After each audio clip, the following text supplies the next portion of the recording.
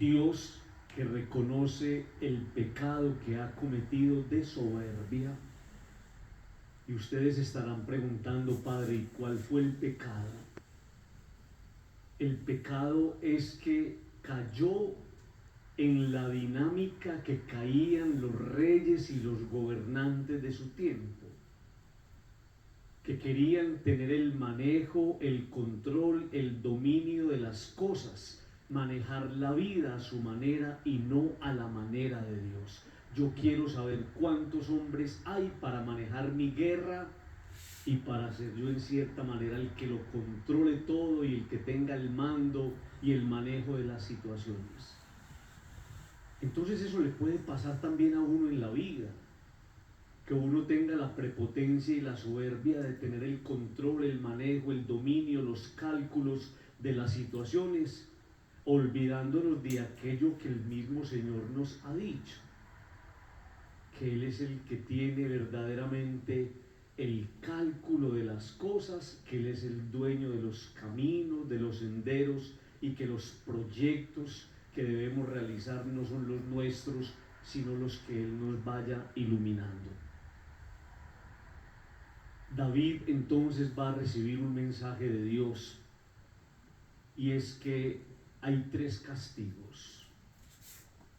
A veces, aunque uno no lo quiera reconocer, queridos amigos, el caminar lejos del proyecto de Dios sobre nosotros trae castigos, trae algunas situaciones de confrontación que nosotros no quisiéramos, pero que a veces nos toca asumir. Le dice Dios a Gad: ve y dile a David que así dice el Señor, 3 cosas te propongo: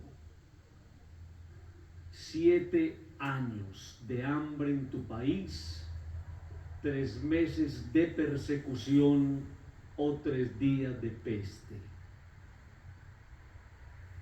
David va a preferir 3 días de peste. Pero va a llegar el momento en el que él mismo, al ver al pueblo que está sufriendo, le va a decir al Señor: Señor, retira por favor este castigo sobre ellos y haz que la peste venga sobre mí. Y a mí me pone a pensar, mis queridos amigos, que a veces en medio de las circunstancias difíciles de la vida, incluso de nuestras familias, uno tiene que asumir la responsabilidad del pecado. Y uno tendría que entrar en una dinámica de penitencia. Y nunca se nos olvide eso. Hay un principio muy especial que es el principio de la reparación. Cuando yo he dañado algo, yo lo tengo que arreglar.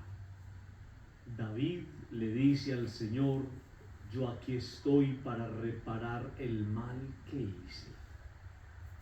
Eso es muy interesante, porque también en la vida, y a veces en la vida de familia, cuando vemos algunas faltas que como una nube empiezan a cubrir y a desestabilizar la armonía del hogar, tendría uno que reconocer que uno es el culpable.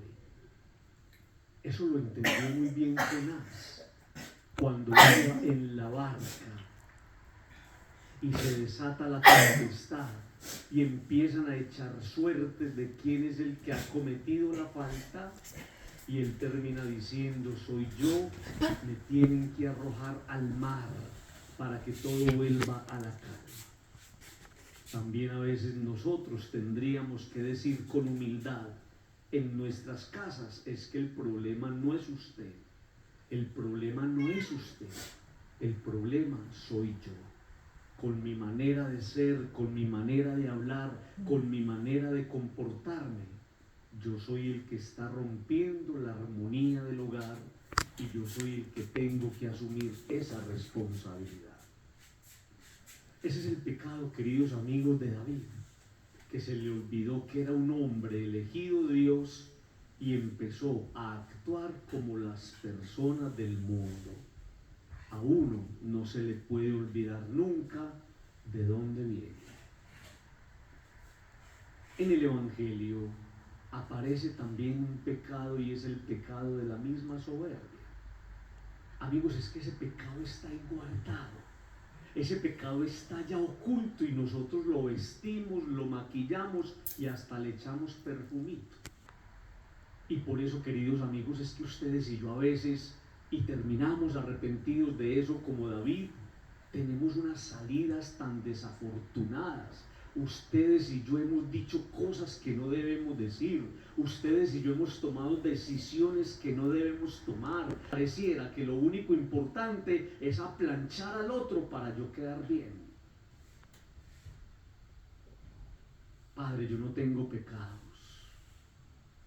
Entonces ya empezaste a mostrar uno muy grande, que es la soberbia, que te lleva a veces a pensar que sos bueno, cuando allá de una manera oculta hay un pecado grande que se está engordando.